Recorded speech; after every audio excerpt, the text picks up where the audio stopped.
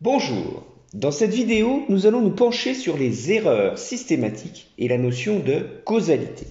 Nous vivons dans un monde de surabondance d'informations et nous sommes constamment sollicités par des observations qui se succèdent ou qui sont simultanées. Mais toutes ces observations ne sont pas forcément corrélées. Et lorsque la corrélation entre les données existe, peut-on parler de causalité? Y a-t-il forcément une causalité directe entre deux événements corrélés?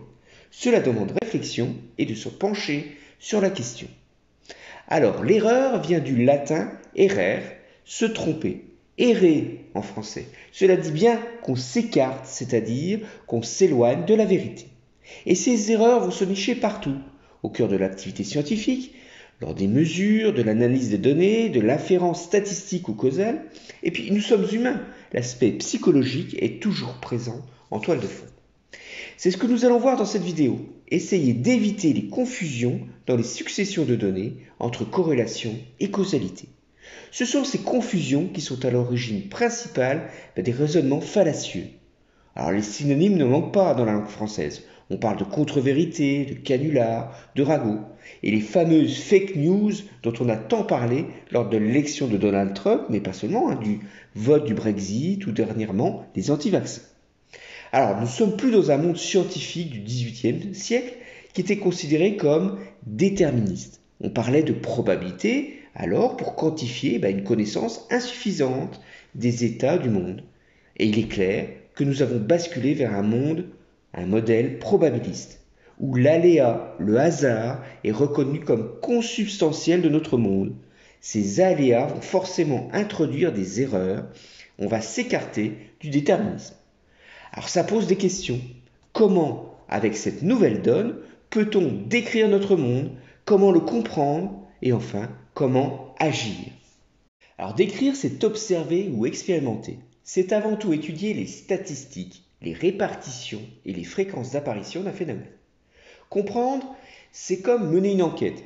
Il s'agit ici d'essayer d'inférer, c'est-à-dire de retrouver la cause première dont on a observé l'effet. Agir, c'est comparer les différents modèles et de proposer son aide pour prendre des décisions, pour changer les choses, soit dans la prévention ou le diagnostic, ou encore mieux, dans une thérapie. Alors le concept de biocognitif a été introduit au début des années 1970 par un psychologue, Daniel Kahneman, qui a été prix Nobel d'économie en 2002.